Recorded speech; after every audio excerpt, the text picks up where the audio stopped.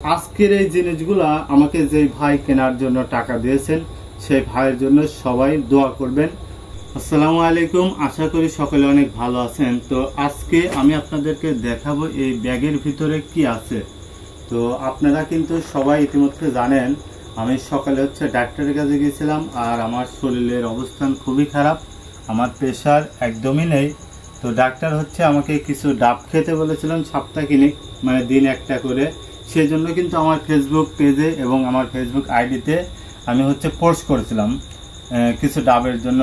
আর আমার অবস্থান তো আপনারা সবাই জানেন। তো আজকে যে ভাই এই ডাবগুলো কেনার টাকা দিয়েছে আর কি, সেটাও আপনাদেরকে জানাবো। আর এইখানে দেখাও।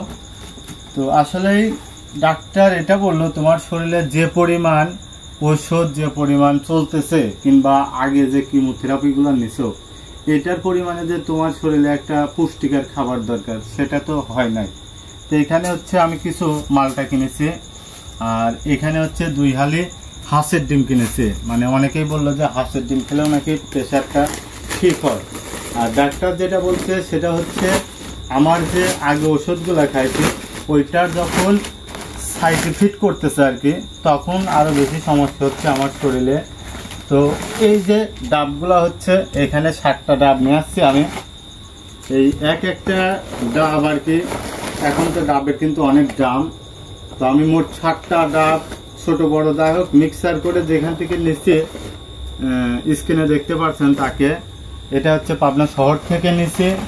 উনি এই 60টা ডাবের দাম চাইছিল অনেক। তো পরে কথা বলে আর কি বললাম যে কাকা আপনার কত করে কিনা আছে, আমি সেরকম একটা দাম দিতে চাই, হয়তো 5 টাকা করে বেশি।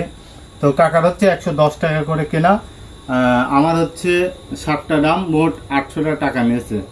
তো আজকের এই জিনিসগুলা আমাকে যে ভাই কেনার জন্য টাকা দিয়েছেন সেই ভাইয়ের জন্য সবাই দোয়া করবেন। আল্লাহ তাআলা যেন সেই ভাইয়ের মনের সকল নেক আশা পূরণ করেন এবং সকল বালা মুসিবত থেকে ভাইকে যেন আল্লাহ তাআলা রক্ষা করেন। যিনি দিয়েছেন তিনি একজন অসুস্থ মানুষ, লিয়াকত ভাই। লিয়াকত ভাইয়ের জন্য মন থেকে দোয়া থাকবে, আল্লাহ যেন আপনাকে দ্রুত সুস্থতা দান করেন। আর আমি এখনো বেঁচে আছি এনাদের মতো কিছু ভালো মানুষের ভালোবাসায়, মহান রব্বুল আলামিনের অশেষ দয়াতে। তো সবাই আমার জন্য দোয়া করবেন। আমার এই যুদ্ধটা শুধু বেঁচে থাকার আমার সন্তানের জন্য। আমি কিন্তু আবারও বলছি, আমাদের কেউ নেই, আবার আমার কোনো অর্থ সম্পদ আমার বাবার কিচ্ছু নেই।